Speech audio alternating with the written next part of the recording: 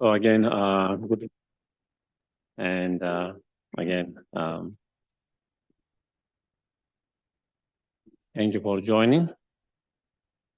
And again, as usual, we will start with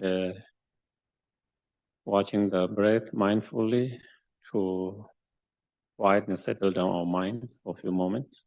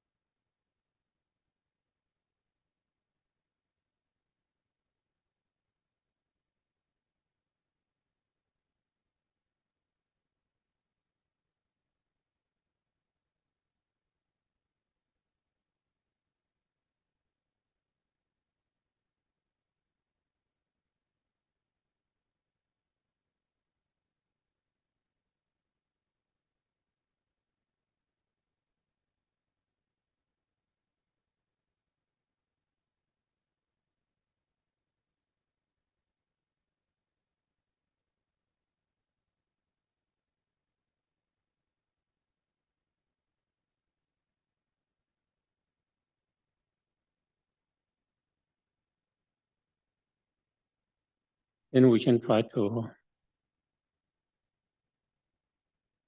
generate a good intention motivation. And we can think, contemplate.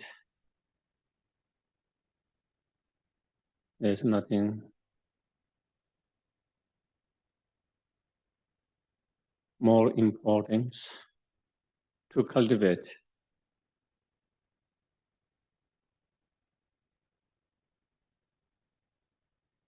to love, compassion, Bodhichitta mind than anything else, if we can.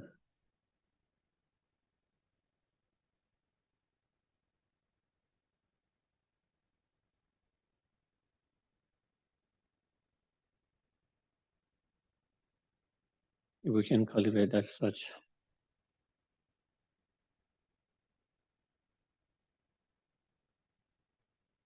mind of the cherishing for others through love, compassion, Bodhichitta mind,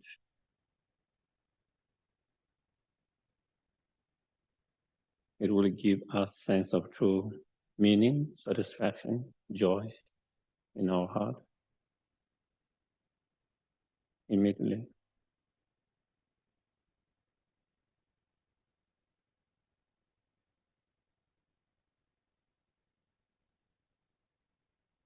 It will give us more and more peace, joy, happiness in the future, life after life.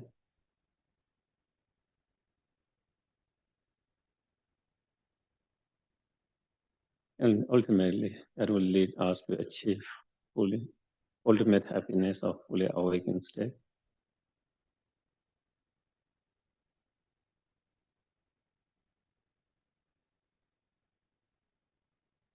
And not only for ourselves, if we can cultivate such mind,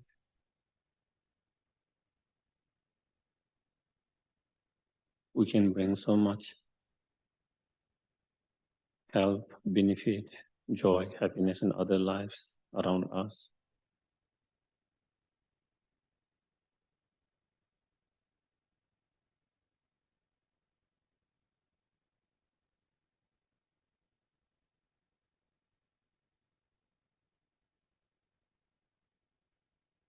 And help them to find peace within themselves, calm, peacefulness.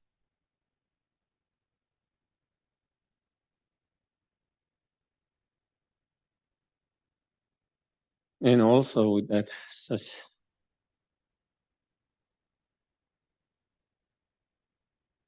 cherishing thought for others, we will be able to lead them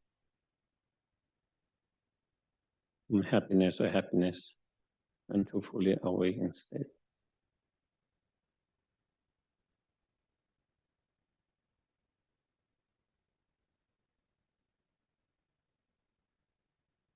Therefore, for my own happiness and happiness of others,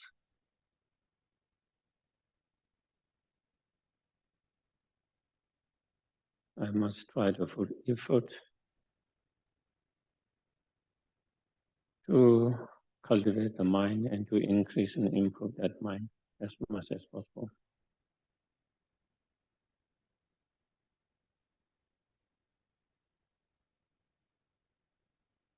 There's nothing more meaningful than to be able to do that. There is nothing more profoundness than to be able to do that.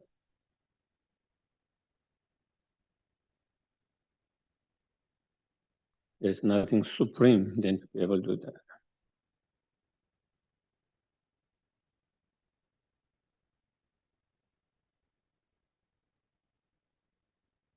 And in order to cultivate such a incredible, noble, good heart,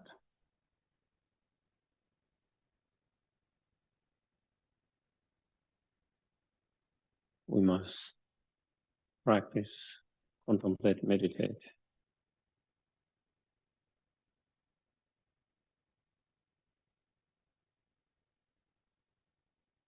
Every opportunity we have. And for that we have to be again reminded and inspired, encouraged to practice.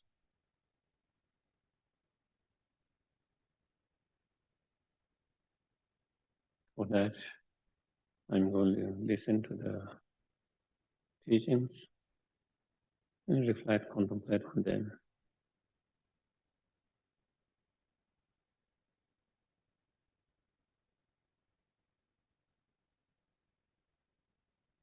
And may listening, reflecting, contemplating, may all of these become cause and condition to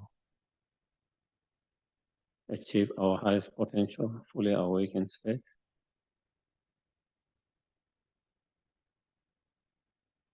So we can be greatest help, benefit to each and every sentient beings.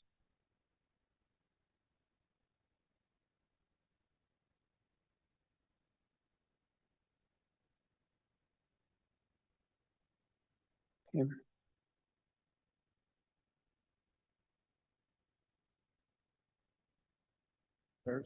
Yeah.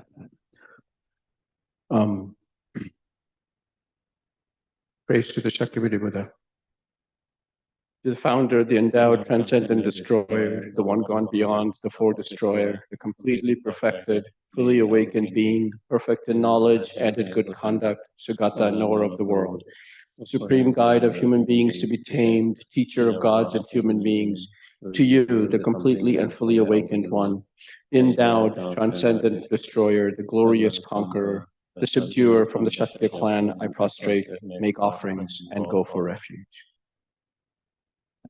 Homage to the Supreme Buddha, homage to the Dharma refuge, homage to the great Sangha, to all three ever devout homage.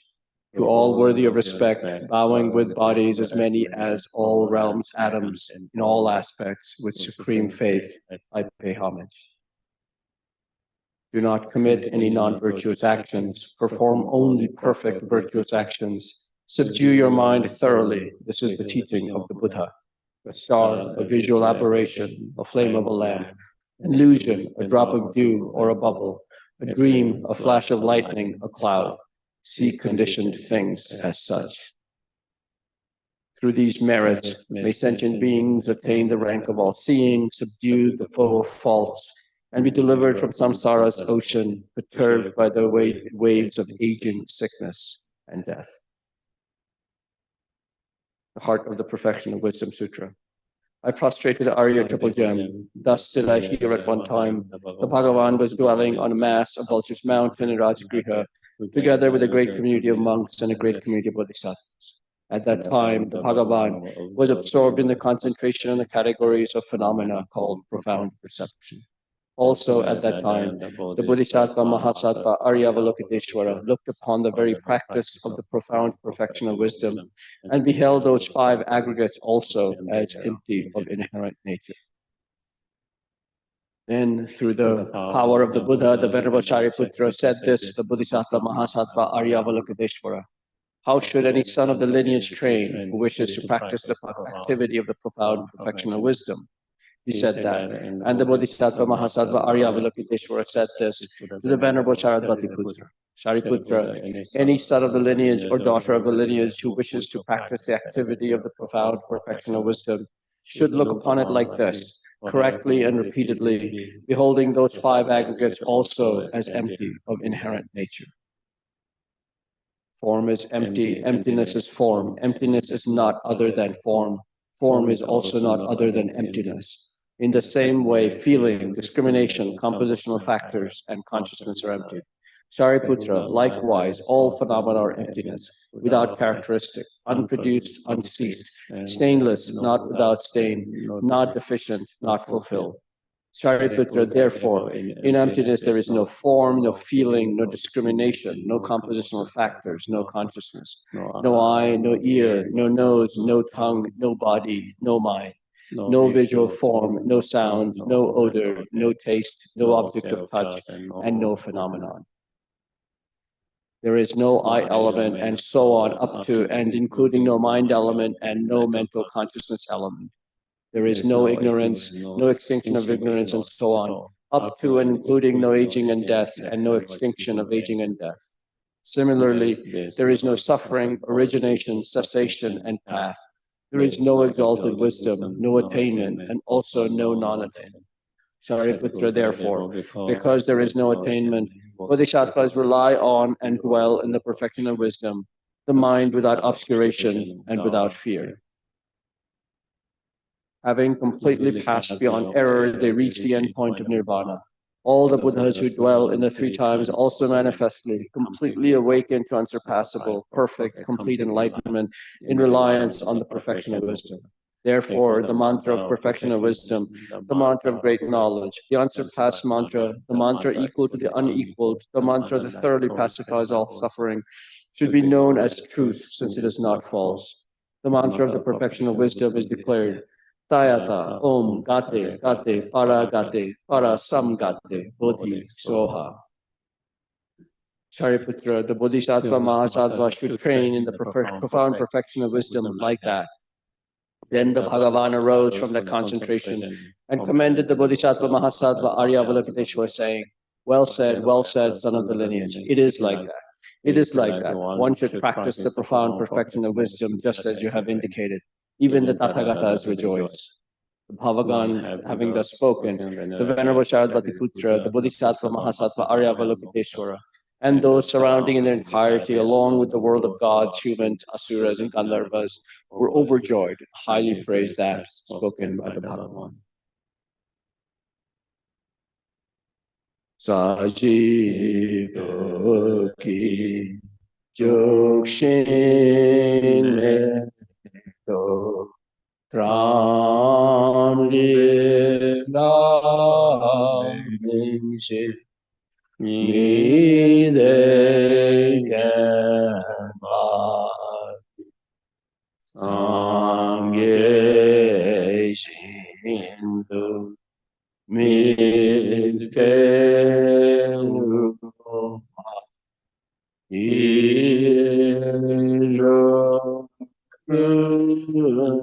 Namada Jing La Chu Sho Idam Guru Ratna Mandala Gamirya Tayami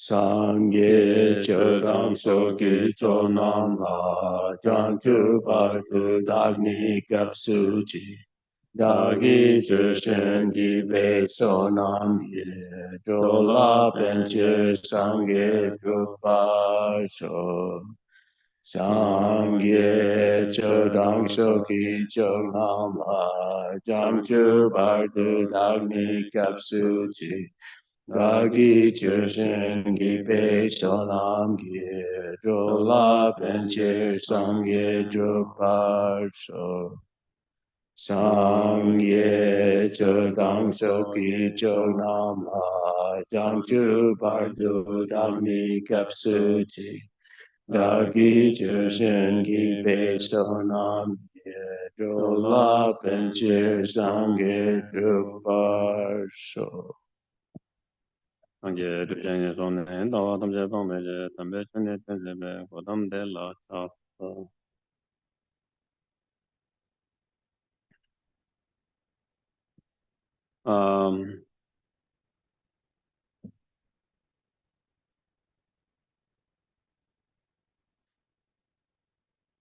So within this commentary by Nagarjuna, we are in a section where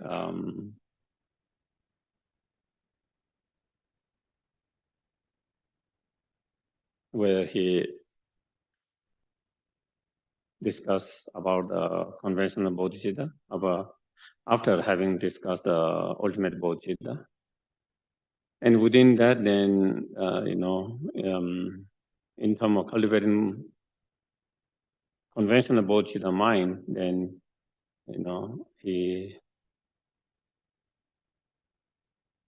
describe and discuss about one particular method, equalizing exchanging cell with first with the 7 point of cause and effect, and then next he's explaining the second method of meditations, which known as equalizing exchanging cell with others. And within that, we discuss about the first point of that meditations, that is equalizing self with others, which means, recognizing, understanding that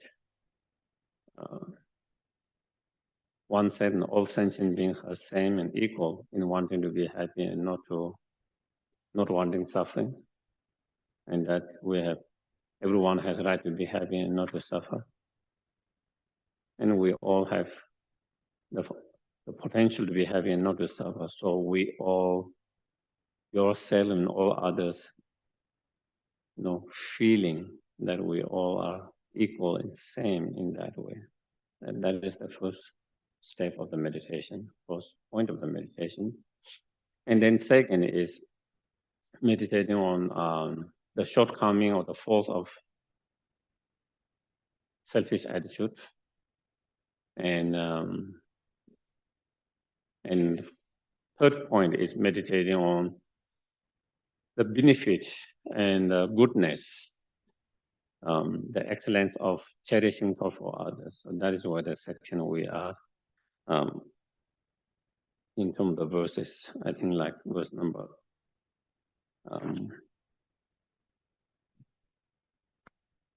I guess we just finished the 78 and 79, I guess.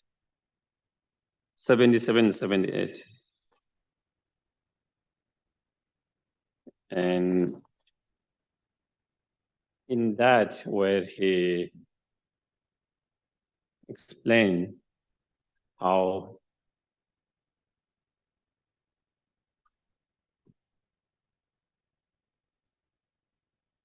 the ultimate happiness of fully awakened state comes through or is achieved through cherishing others, through the cherishing of others, through loving kindness, compassion, bodhicitta mind. That's a cherishing thought for us. Through that we can achieve. Not only that, even in samsara, while we are on the path within the samsara, higher rebirth and better rebirth, within the samsara, they are also coming through the cherishing for others.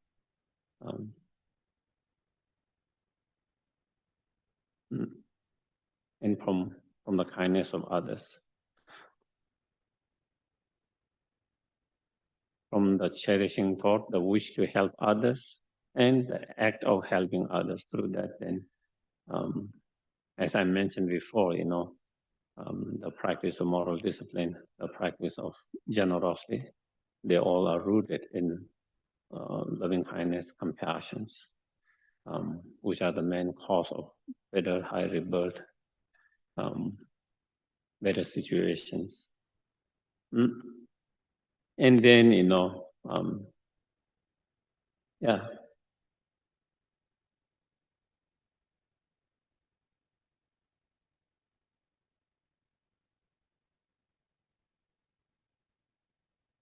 every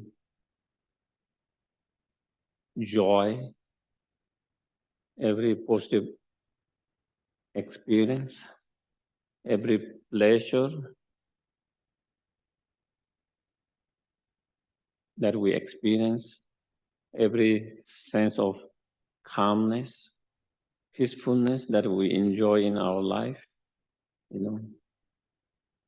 is result of our own actions, which are rooted in virtuous actions, and just such virtuous actions are very much rooted in cherishing for others, and so therefore it's all result of that. It's all result of that.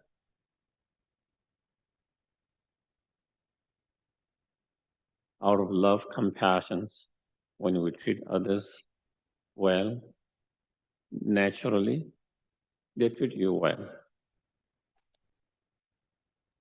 And through people treating you well, you feel good, joy, happiness.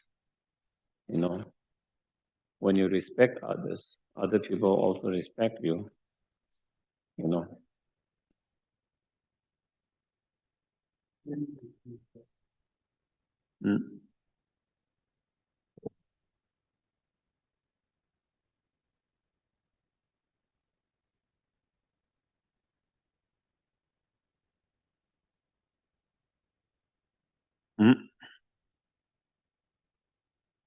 So,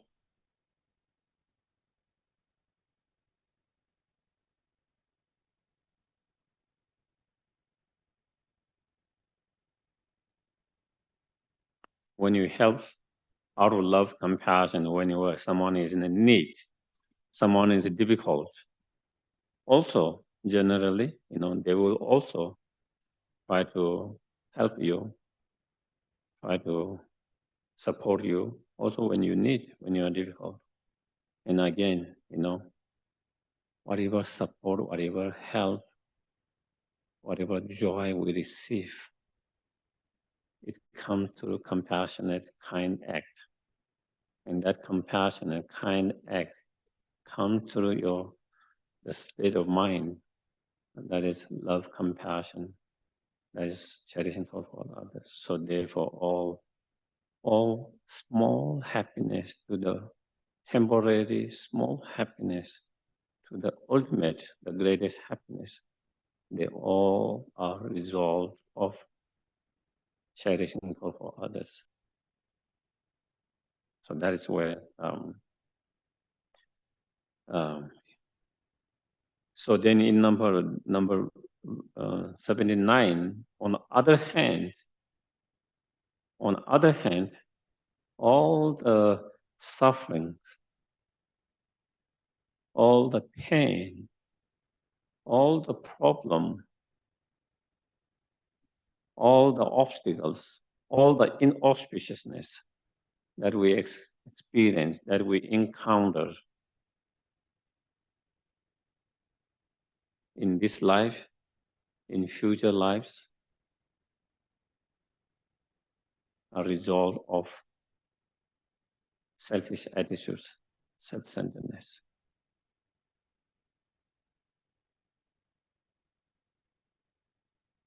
they all are result of our own unhealthy, unwholesome, unskillful actions. And such unskillful, unhealthy, unwholesome actions come through or is rooted in that self-centeredness, selfish attitude. So that is where next here, verse number 79 and 80, that is where saying, in terms of beings, lower rebirth, hell beings, animals, as animals, and hungry ghosts, again, here, those lower rebirth are the result of selfish attitude, self-centeredness. There are different kinds of suffering in such a rebirth, in terms of the hell realms, the suffering of intense, hot and cold sufferings. In terms of animal realms, different suffering according to different animals,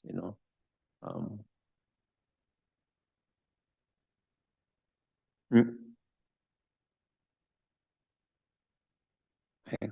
And then hungry ghosts, the suffering of thirsty and hunger, So all these different kinds of sufferings which sentient beings experience in those different states of suffering, these come from harming others. These all come through, due to selfish attitude, self-centeredness. Then, then we hurt and harm others. Then the wish to hurt and harm others arises. Through that, the wish to hurt and harm others, then we engage in such harmful actions and harm others. And through that, then, we could be born in a hell realm and experience suffering. One could be born in we could be born in an animal realm and suffer, experience those suffering. We could be born in a hungry world and experience those sufferings. And all these sufferings, result of our action, which are result of our selfish attitude, self-centeredness.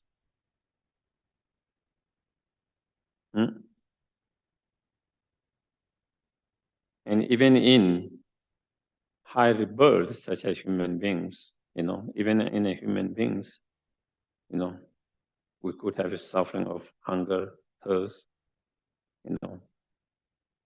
attacking each other, hurting each other, harming each others. The agony of being tormented, This one we can apply to the previous verses, for example, hunger and thirst, the suffering of hungry ghosts, attacking each other, the suffering of animals, especially the wild animals. And the agony, how you say? Agony? Agony. And the agony of being tormented, the suffering of hell beings. We can kind of apply that in that relation, or we can also apply within the human realm. Also within the human realm, we are suffering from hunger sometimes. Sometimes we are somewhat thirsty. Sometimes we are suffering of being nasty to each other, harming each other, attacking each other physically, verbally, emotionally, and bullying each other,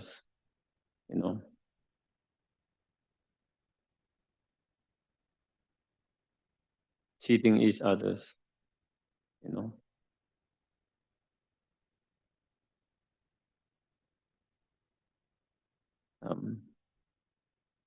treating each other, looking down on others,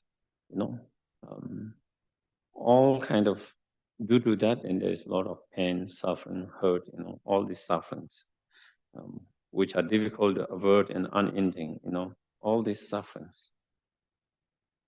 These are also the fruit of harming others. These all are also suffering, result of selfish attitude, self-centeredness.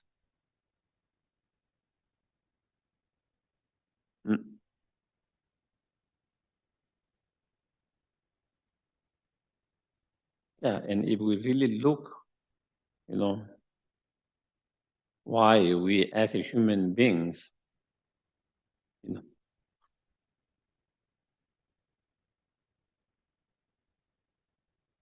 if we look all the suffering on bigger picture and globally, or if we look at sufferings or problem, pain, within the country, within the state, within the group,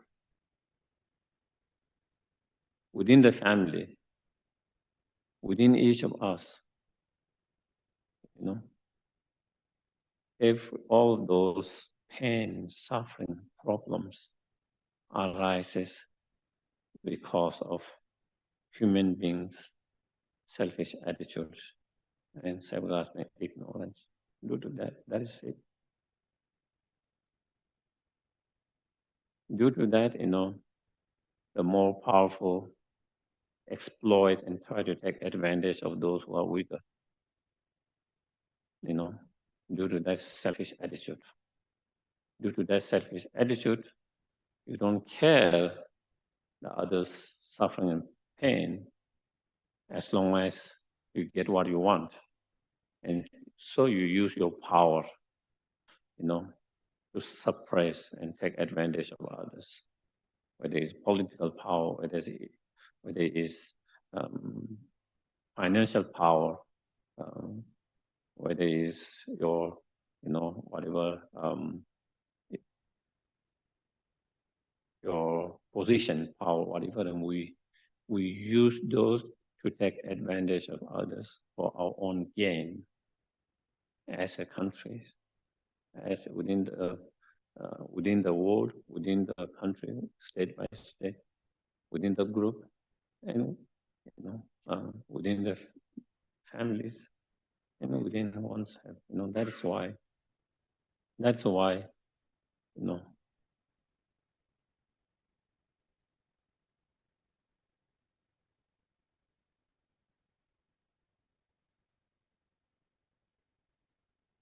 many of the sufferings that can be reduced in the world, the suffering of, let's say, starvation, the suffering of, not having a clean drinking water, many parts of the world, the suffering of not having opportunity for educations, the suffering of not having the opportunity to find a job, not having the opportunity to, when you are sick, not being able to, all this suffering in the world can be reduced and not have to suffer so much if everyone is with full of loving kindness, compassion, without self-cherishing, selfish attitude. Because our selfish attitude is self-centeredness, even when we have more to share and reduce other suffering, we are unable to share and give.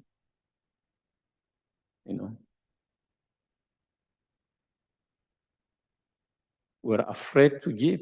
We're afraid to help.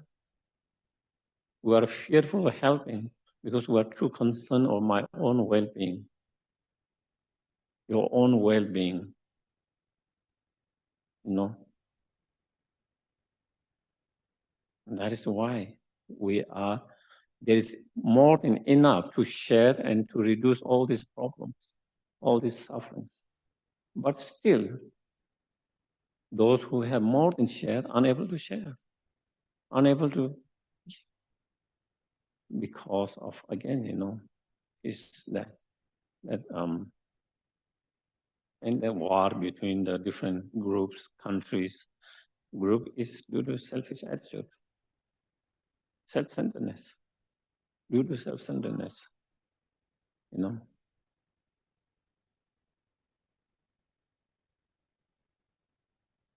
And even in state to state, the more powerful state try to take advantage of the resources. The smaller state who doesn't have power, they are unable to get the benefit from the resources. And because, again, it's due to selfish Even the bigger state have more than the smaller state. But they don't want to share with that because it's all about selfish attitude, my state, And then, it comes, we can come to a lot of the fight, a lot of the conflict within the family, within the friends, is the clashes of ego, is the clashes of, self-interest.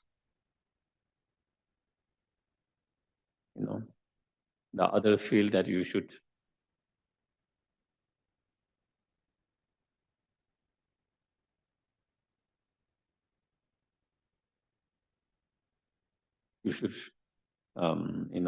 regardless of whether I respect or you should respect me.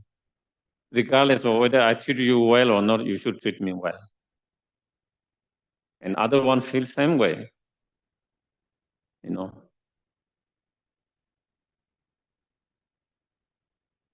And then again, we are going to have different opinion, different views. 2 people have 2 views. 3 people, 3 views. 4 people, 4 different opinion, different views. Even one person has different views. My view changes all the time. Some days I think maybe I should do this is good. The other days maybe I think maybe that is not good, I should do the other way. Doesn't that our mind change so often? Sometimes even in 1 hour we change so many things. So our view changes. Even one person's view is not same all the time. In different matters, and that is the case in different people, different view. But what happens when we have that kind of selfish attitude, self-centeredness, and ego, then, we feel like our view is right. We feel like the other have to accept our view. The others have to agree with my view. And if someone doesn't agree, if someone does not have that, then we feel hurt. We feel like that person not supporting me. Do you get it? Or he or she didn't support because he or she didn't support my view, because he or she has a different view. And then we feel like he or she is not supporting me because he or she is not supporting my view, because he or she doesn't agree with my view. Instead, he or she has a different view. Instead, he or she want me to agree with her view, her opinion, his or her opinion. And so then we feel hurt. And then we experience pain, suffering, So again, we can look from all of that, then we can see. Basically, if you go on surface level, there are many things why we feel hurt, why we suffer. On surface, because you didn't support my view, because you have a different opinion, different view, and you didn't support my. But if you go further than that, it's not just that someone didn't agree with you, didn't support your view. It's that because I am hurt, feel because my ego is hurt. Because my ego is hurt.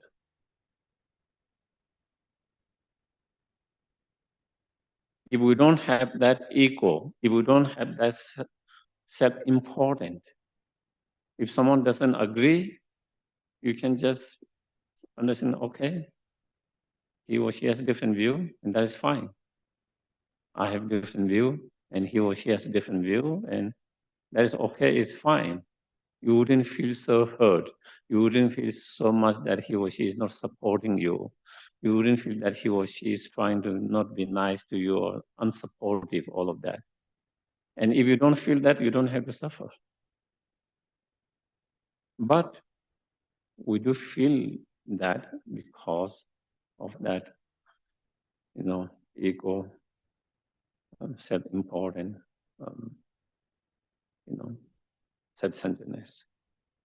that is where all the sufferings comes, all the pains come from.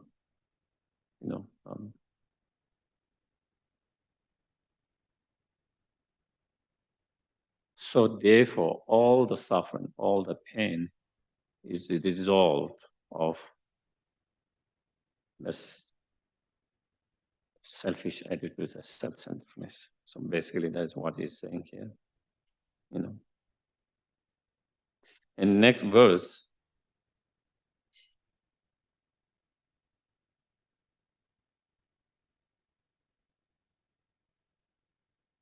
and then kind of here is kind of summarizing, after the first.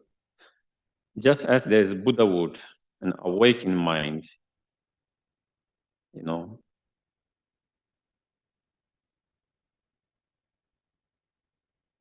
and fortunately bed on one hand. So the ultimate happiness of Buddhahood, or fully awakened state, as well as all the spiritual path realizations, such as the Bodhichitta, the awakened mind.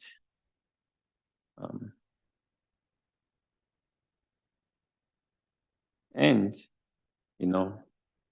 the fortunate high rebirth, such as human life, these are result, all of those, the positive, the good side, the positive side, the virtuous side, the happy side, temporary, the ultimate happiness, they all are result of cherishing others. On the other hand, the unfortunate rebirth, such a low rebirth, and all the suffering that is within the unfortunate rebirth, within the high rebirth, all the suffering, they are not that the karmic fruit of being two is twofold. They are a result of self-cherishing or self-centeredness. And so here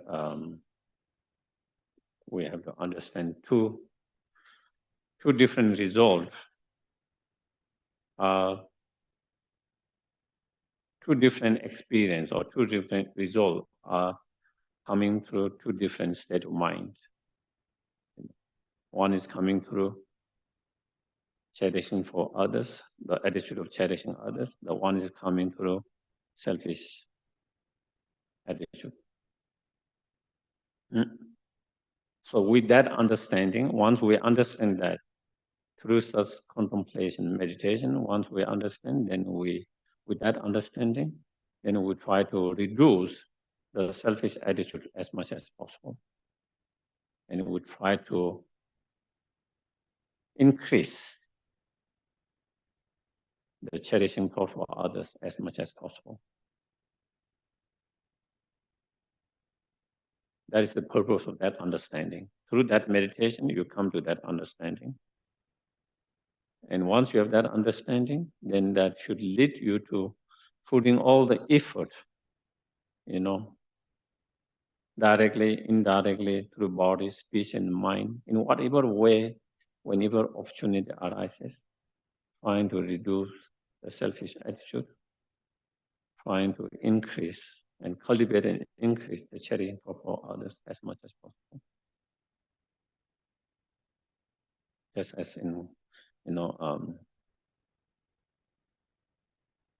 I think 7-point of mind training, Geshe Sherab say, whenever anything bad things happens, whenever any bad things happens in your life, whenever you encounter any kind of obstacle, any kind of problem, any kind of pain, suffering, whenever you encounter any unfortunate adversary situation, painful situations, try to blame on the selfish attitude. Instead of blaming others, try to blame on the selfish attitude.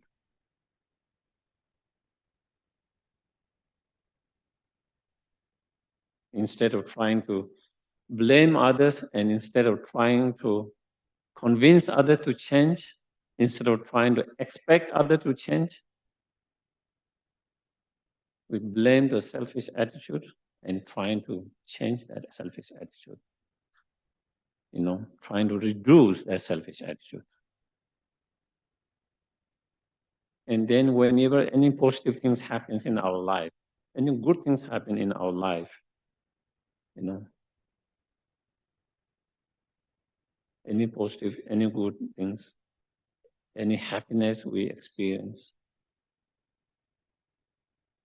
we try to reflect and remember the kindness of others and give credit to the others. And through that, trying to cultivate compassion for them. Think I'm experiencing this joy, happiness, things are happening in good my life, things are going well in my life because of kindness and contributions for others. Through that, I would train our mind to have,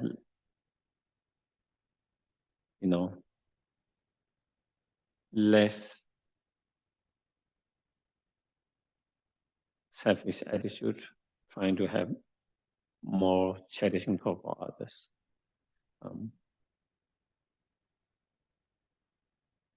In short, here, what he's saying,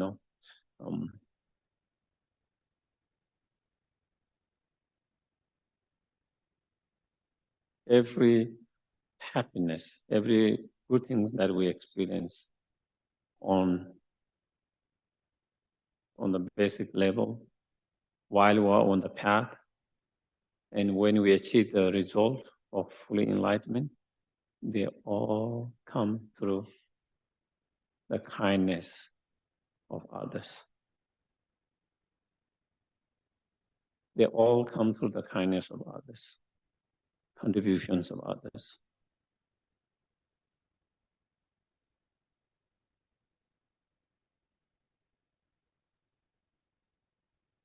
Every day, the 3 meals, 2 meals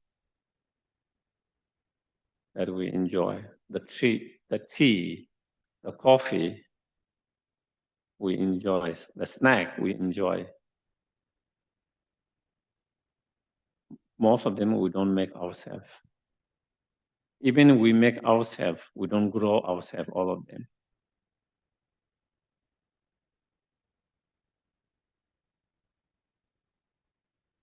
If there are no more farmers, we will be in trouble. Even there's farmers, if people who works, transportations, supermarkets who works, if they decided to go strike, if they are not going to work, we can feel the effect of that within 1 week. Then even you have money, it's useless. We can't eat the paper, the money. So then it's clear.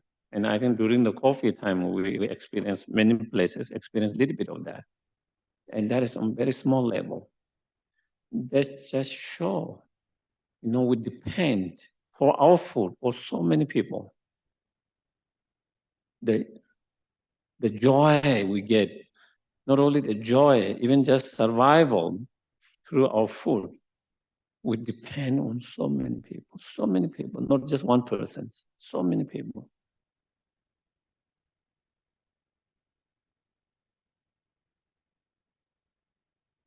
Day to day. And it's not one day, week, day to day, week, months, years, as long as we live. All the clothes that we wear, that we can keep warm when it's cold, we can have a little bit more when it's hot, not so warm. The shoes, the sandals that protect our feet from harm, the clothes that will protect us from cold, too cold, too hard, all of that, you know. Again, we don't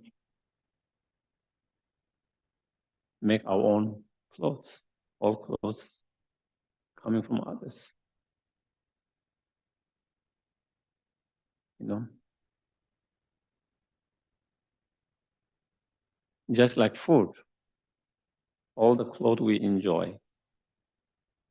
Again, it comes so many, not just one person's, few hundred or thousands, many, many thousands involved there. 100,000 people involved there. So it is through their contribution, their kindness, that we are able to enjoy the shelter that we have.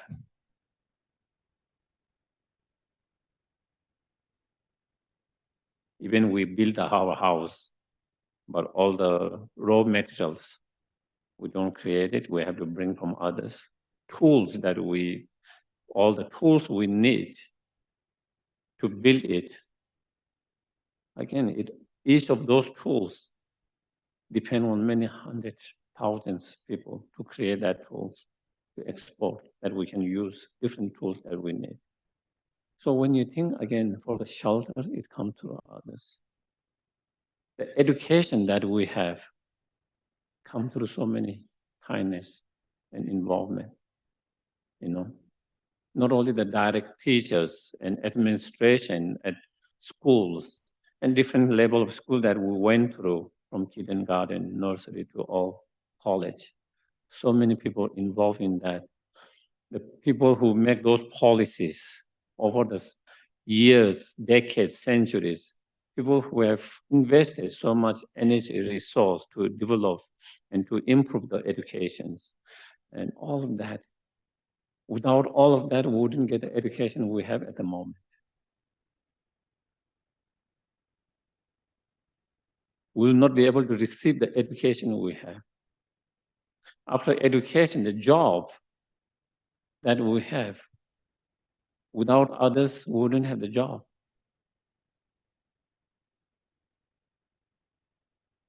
If there is no creational job, we will be jobless. If no one is hiring you, we will be jobless. So therefore, there are people who create a job, so many people involved in that again. Even if we are doing a self-employees business ourselves, but again, even for that, we need customer.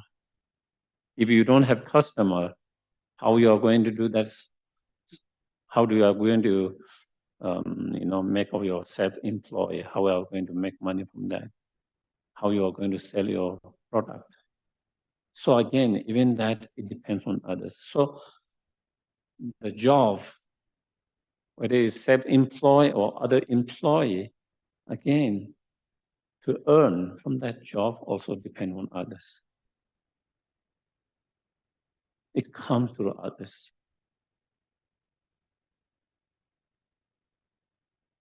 Whatever joy, whatever happiness, whatever peace we are able to develop through our meditation, through our practice, it also comes through others. It also comes through others. Because we have a resource to learn and practice. And it is coming from, all the different teachers, all the, lineage teachers, being passed that knowledge from one to another, from all the materials, whether it's books or other form of material that has been created.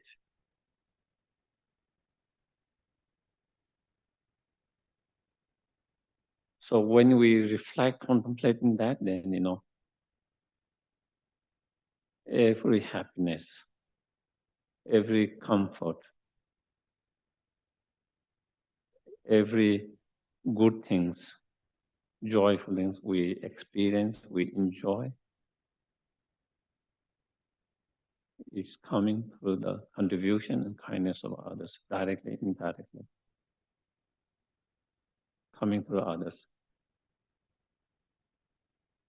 So on on the basic level, while we're in samsara, that is all our comfort, all our enjoyment, all our happiness.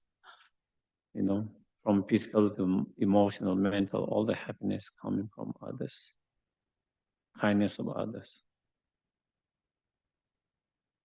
While on the path, while on the path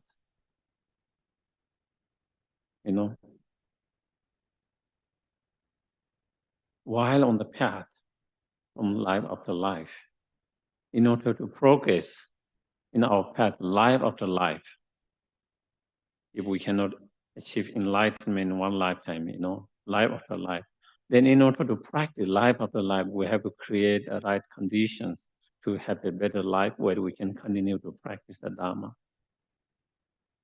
And to create such condition, better rebirth where we have the condition to practice and continue the practice and to progress to get such high rebirth as we mentioned before. Then again, it will come our practice of moral discipline, generosity, and pure prayers or intentions, dedications. And again, they all come through others' kindness. All this we learn from others. We learn from others' knowledge, experience, wisdom, by depending on many other materials that come to others. Also in order to practice generosity, we need to have the object to practice generosity. That practice of generosity also coming from others. Even when we try to help others, even that we are able to help others come through others. Whether you are helping others with material wealth, whether you are helping others through your different skills, all of these skills, wealth, we got from others. We learn from others. We receive from others. Even the help, whatever help that we're trying to help others, even that is coming through kindness of others.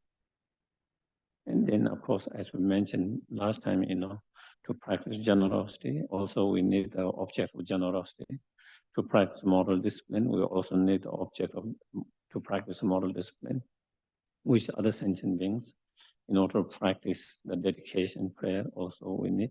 So again, it depends on them, even the high rebirth and the condition to continue to practice on the path. And as we practice on the path, cultivation of true love, compassion, bodhichitta mind, the practice of patience, generosity, moral discipline, they all come through again others. Without other sentient beings, without the object of your compassion, other sentient beings, there's no way you can cultivate compassion. Without the object of your loving kindness, other sentient beings, there's no way you can develop the loving kindness. Without the objects of bodhichitta mind, the other sentient beings, there's no way you can cultivate the bodhichitta mind. Without cultivating that, then you cannot enter the bodhisattva path. Without entering the bodhisattva path, you cannot develop all the spiritual experience, realization of the bodhisattva path, and the happiness on the path. So also the path that lead to, while we're on the path, all these, the path itself, the spiritual realizations or experiences, they all also come through by depending on others, kindness and contribution.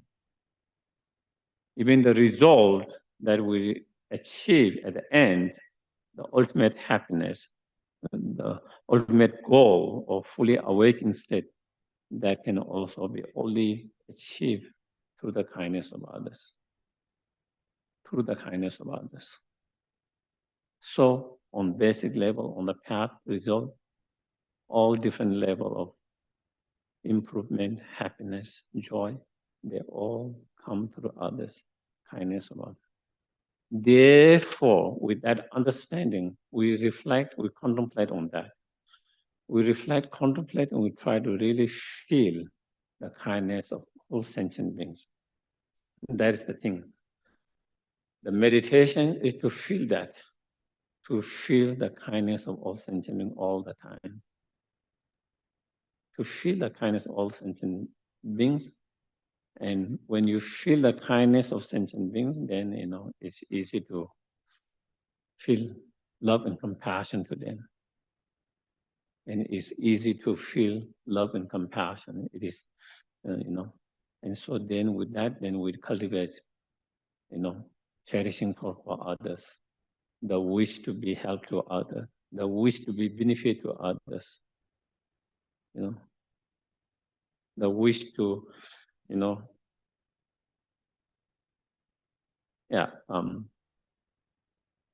help and benefit to others, And so through that, then you develop that self, the cherishing thought for others. And when you have that cherishing thought for others, with that, then loving kindness, both compassion, bodhichitta will arises easily, quickly.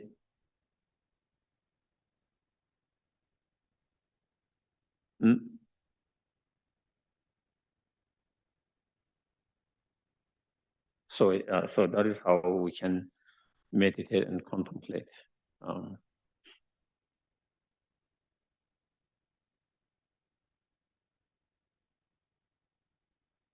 Therefore, Shantideva said in his Guides Both Way of Life, in terms of achieving enlightenment or fully awakened state, the role played by the Buddhas and the sentient beings are equal. Buddha, he shared his knowledge, his wisdom through his teachings, how to actualize the fully awakened. He showed the path. He showed the path. And through showing the path and guiding directly, indirectly, inspiring, guiding, encouraging, blessings through all different, then and we then on the basis of that, then we practice, and through practicing, putting into the practice, then we can actualize those spiritual experience or realization. Through that, we can achieve enlightenment. So therefore, we regard the Buddhas,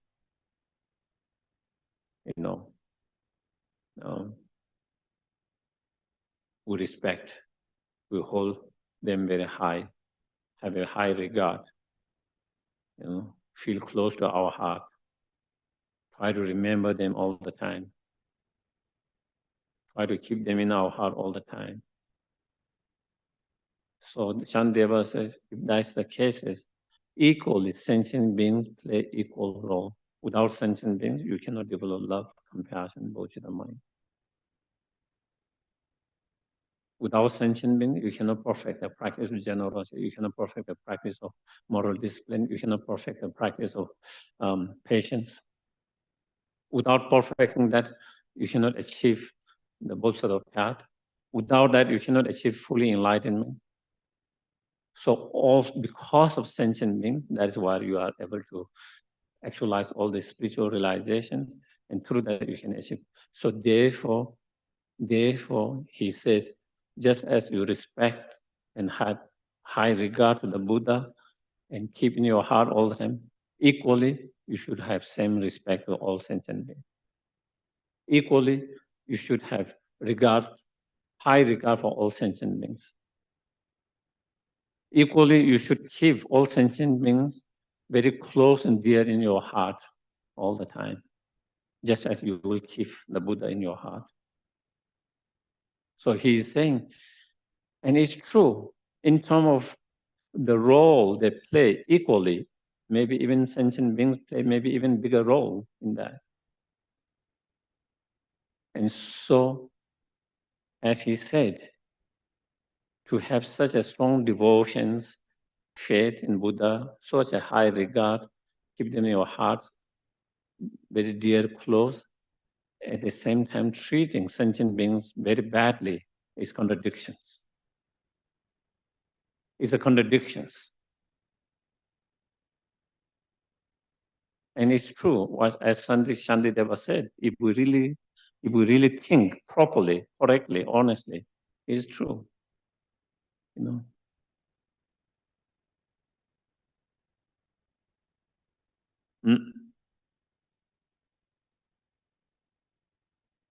And so through that, again, we try to hold the sentient being very dear, very close in our heart all the time.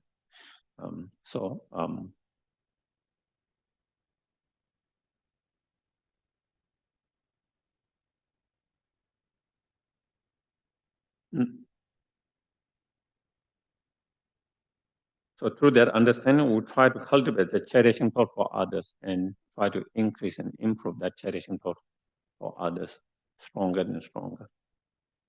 Because that cherishing thought for others, such as to love, compassion, bodhicitta mind, as His Holy Dalai Lama always says, if you want to be happy, practice bodhicitta mind. If you want others to be happy, practice bodhicitta mind. If you want the temporary happiness, now practice bodhicitta mind. If you want to achieve ultimate happiness, practice bodhicitta mind.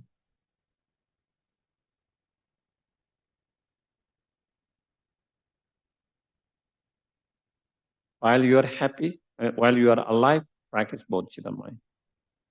When you are dying, practice bodhicitta mind.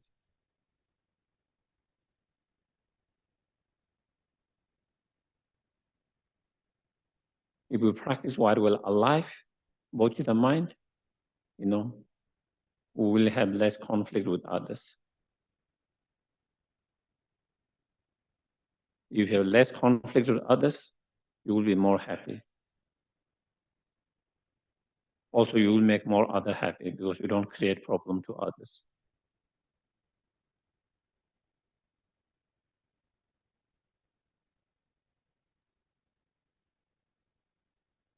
And while you are dying, if you can practice and die with bodhicitta mind, then as His Holiness says, you don't have to worry about your future. As Katamba Master said, that is the best poor, transparent, transferring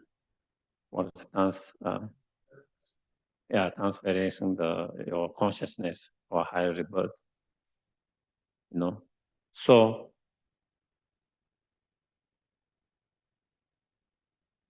there's nothing better way to die than to die with bodhicitta mind. There's no better way to live your life than to live with bodhicitta mind.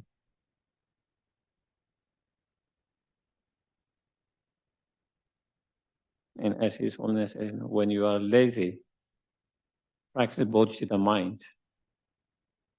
That will give you energy. That will give you enthusiasm in your practice. It is like, let's say, a parent, and they see their child, loving child, in some problem or sufferings. They will not just be so lazy. They will try to help there. Their love and compassion would not allow them to just be so lazy and not to reach out the pain or suffering of that child. That love and compassion of the child will give, even you are feeling lazy before, when you see that, you immediately get up and trying to protect that child. Before you feel like you don't have energy, you feel like kind of lazy. Immediately when you see your child in danger, almost like being attacked by the dog or falling somewhere. Immediately, you will have so much energy and feeling, and that kind of feeling, you immediately be able to do things for the to protect the child, and that is because that energy given by that love and compassion of the child. Same way, when you have Bodhichitta mind, when you see the suffering and pain of other sentient beings, just like that child, it wouldn't allow you to be so lazy and not to practice and not to help or do something to be help and benefit directly, indirectly. So that also as his, when your mind is down, when you feel low, discouraged, practice Bodhichitta mind. That will uplift your mind. That will give you courage. That will give you confidence.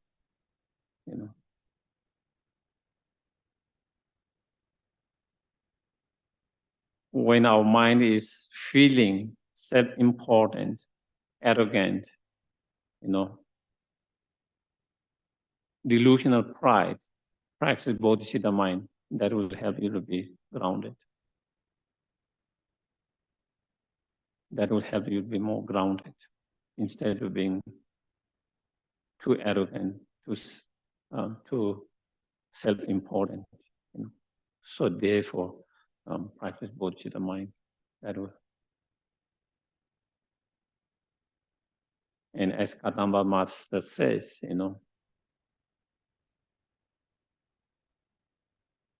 if you want to create merit, practice Bodhichitta mind. If you want to purify, practice Bodhichitta mind.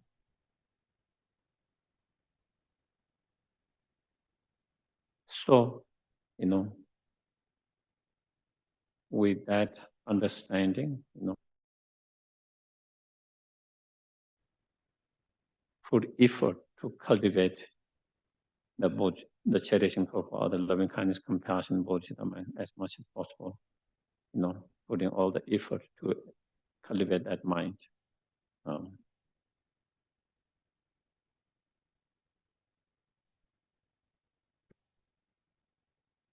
And as I mentioned before, and then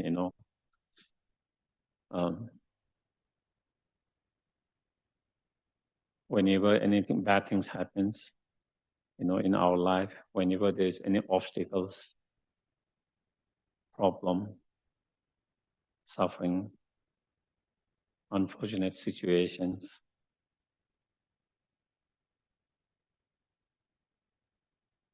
we try to blame that for the selfish attitude. Because the main root of all these problems and suffering is selfish attitude. Even though there can be contributing factors by other situations, circumstances, someone's actions, someone's attitude, behavior, whatever, even though there can be contributing factors, but the main cause is your own selfish attitude, the self-important attitude. And so with that, instead of blaming everything to others outside, which we tend to do every time, instead we try to look inside. Instead we try to look inside and see, the main cause is not the external, the main cause is the internal, the selfish attitude, the self-centeredness, the self-important attitude. That is why, through that understanding, in making more effort, instead of trying to, change someone's actions, someone's behavior, trying to change someone's attitude, we try to work with our own mind to reduce the selfish attitude, the self-centeredness, self-importance. If we can do that, if you don't, as I mentioned before, if you have not strong ego, not strong selfish attitude, self-centeredness, even the person doesn't change their behavior, their action, you will not be so upset, by that person's attitude or actions and behavior or circumstances, whatever that is,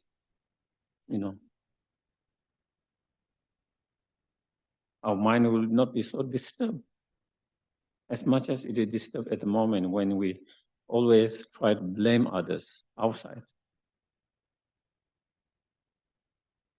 and never take responsibility. It's always the others. It's always the others for our problems. It's always the others for our unfortunate state. It is always the others for whatever obstacle we face. It is always the others why my life is unhappy, miserable, painful. So here is saying, instead of that, pay more attention to your own self. Try to look yourself. Try to walk with your own selfish attitude, self-centeredness, self-importance. If you are able to do that, even the world might not change, even though the person might not change, even the situation might not change, but still you can remain calm, peaceful, without being so agitated, so upset, so angry. And that is the key to be happy. That is the key to be happy yourself. That is the key to find your peace in your life.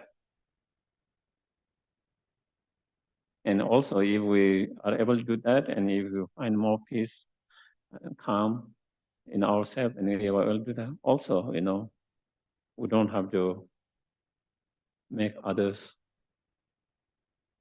go through suffering, pain,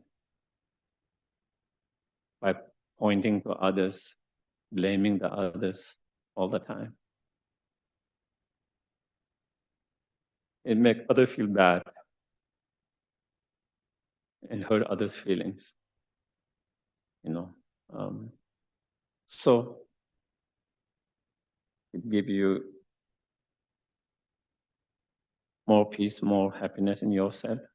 Also, it helps you to not to create more pain, suffering in others' life.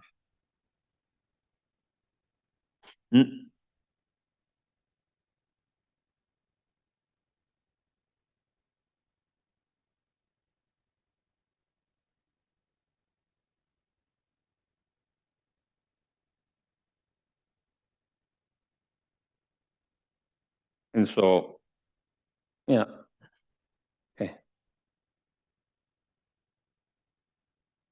So the next verse, 82. Oh. Maybe we'll stop here. If there's questions, I can take 1, 2. If there's any questions, whether in Zoom or whether in person. A question here.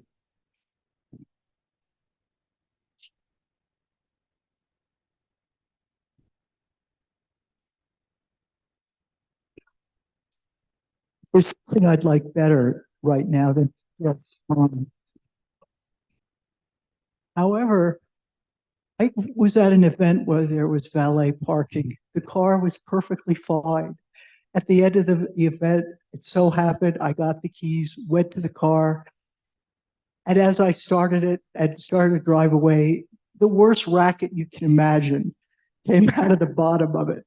And the valet had been some teenage kid, I have no idea what happened in the last 2 hours or so. All I know is the car, I can't wait to see the mechanic's bill. It's a racket like you can't believe. Something is loose. I don't know what he did while I was inside. So I'm supposed to take this completely on myself.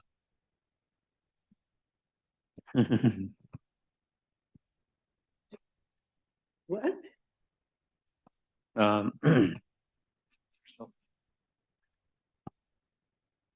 As I mentioned at the very beginning, or not the very beginning, just some time ago, when something happens, everything happens with many conditions. It's not just one cause and one condition, many causes and conditions. Of course, in these causes and conditions, who knows the person who's driving, or, what might happen to them, what might happen to others surrounding situation in that moment. So there might be many causes and conditions involved there. What we can say, contributing factors, conditions. But from Buddhist point of view, still is due to our karma. Our karma is very much involved there. There is that conditions, contributing factors. But if we don't have the karma, that person can do same thing and nothing will happen. Someone might drive even on the red light, and he or she will not kill or hit someone. Of course, it doesn't mean you have to drive that way, but when karma is involved, even someone does everything right to do, but they still make small things happen, hit or something happens. Even they are very mindful, even they try all the care, everything they should do right to not to have accident, still they could have accident. And so therefore, it is not only the external factor, that is only one side of the many causes and conditions, but the main factor is our own karma involved there. And our karma is involved there in that cases, then it is definitely, result of our own some kind of negative karma, and definitely negative karmas come through our own, self-grasping and self-centered attitude.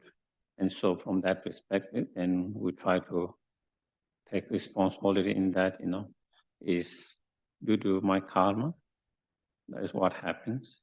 The main cause is my own karma. And so then we try to, with that understanding, we try to rejoice if we can, thinking that that particular karma has been purified now, that we don't have to deal. So in a way, it is something that needs to be taken care of. Now it is gone. So it's something that I don't have to deal. So maybe in that way, it's a positive sign. It's a sign of purification, something that has been cleansed, need to be clean, which had not been clean, and now it is clean. So we don't have to deal with that garbage anymore.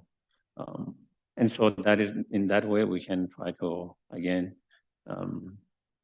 look that way and try to apply and practice. Of course, when things really happen, it's easy to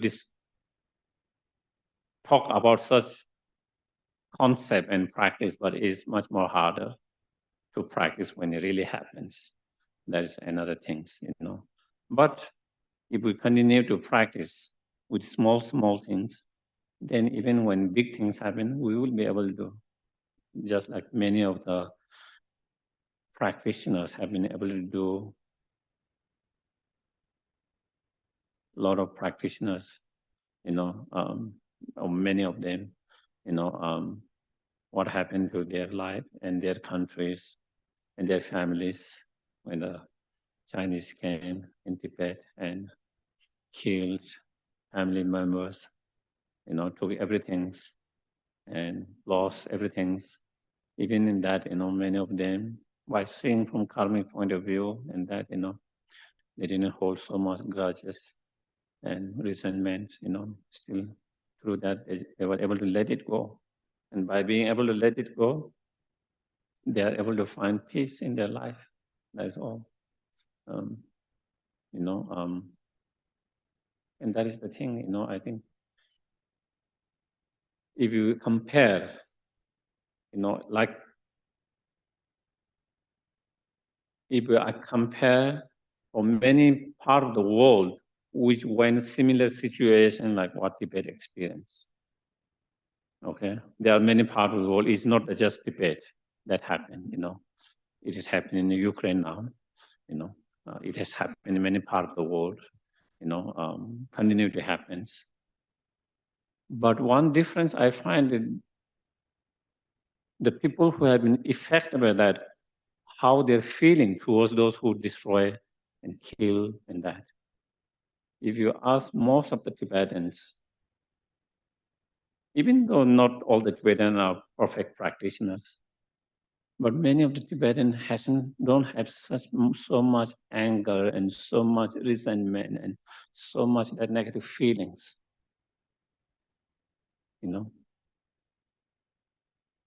And because they have certain tools, the Dharma tool has helped them draw. Among many tools they find in Dharma, karma is one of the tools they find. Many of people found that helpful. By thinking, we must have done something past to them in one of the lifetime, for us to experience that this time. So from taking from karmic point of view, instead of totally blaming everything on them, they don't have such a strong negative feeling. And that is why I think you find them very happy people, still joyful, happy people, much more happy than many non-refugee people. Even the refugee, they become refugees, lost everything, still they are one of the most happy and cheerful people. And that is because I think that Dharma tool that give them. And not only that means, like some more advanced practitioners, such as His Holiness and many others, not only they don't have negative feeling or hard feeling, grudges, and all, they feel even more compassion to them than others. Not only they don't have negative feeling, but they feel even more compassion, stronger compassion to them. And so, that is, of course, again, it is hard for us to be in that state immediately, but it can be because also they are able to reach that point through practice over the years. If we really put in the practice, also we can reach a point where even in such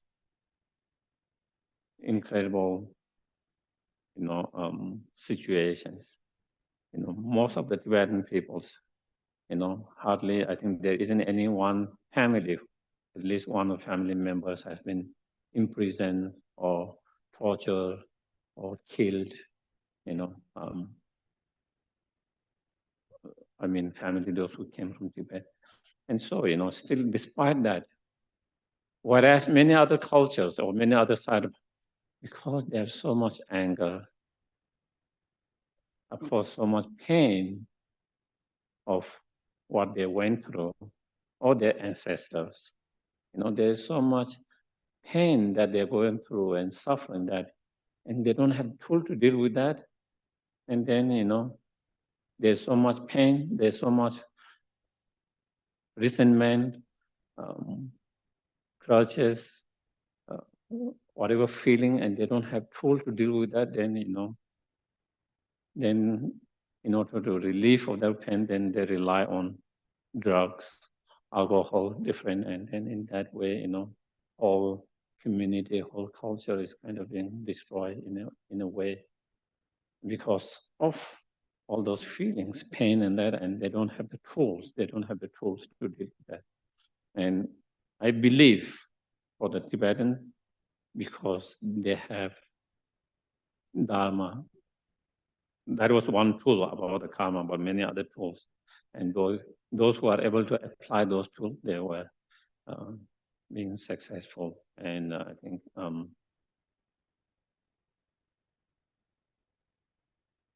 I think okay. So then we'll do the dedications. Yeah.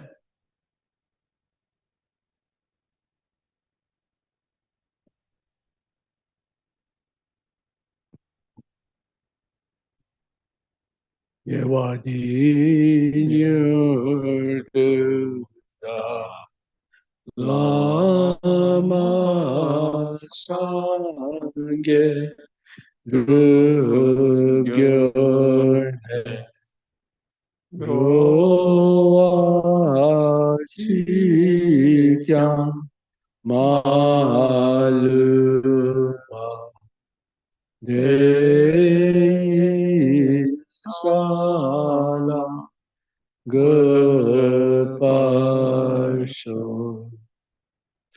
Chamtub Sencho Rinpoche Makye Panam Ke Gyurche Ke Wanyam Pame Payam Gong Le Gong Du Pelwarsho Gangri Rawe Korwe Jinkam Di Pendang Dewa Malu Jumweng Jenre Jengwang Tenzin Gatso Yi Jape Chite Bardu Den Gyurji. Prayer for Rinpoche's swift return, fearless teacher and assembly of the children of the victorious ones, Shravakas and Pateka Buddhas, victorious Lozang, father and sons, along with the lineage masters, all the objects of refuge of infinite lands, please bestow the virtue and goodness of accomplishing this prayer here and now. Holding and spreading the Muni's precious and complete teachings through explanation and practice, you wore the armor of patience that is never discouraged. Incomparable Venerable Guru, to you I make requests. While striving single-pointedly for the sake of the victorious one's teachings, the sole gateway through which all benefit and happiness emerge, and from others living beings you suddenly departed to peace, what a great loss. Nevertheless, through the undeceiving truth of the great blessings of the ocean, the three jewels, and the great waves of the Bodhichitta of the children of the victorious ones, may the smile of a reincarnation swiftly beam in glory for fortunate disciples. Thank you very much, everyone, in Zoom and those who are here. Good night. Thank you.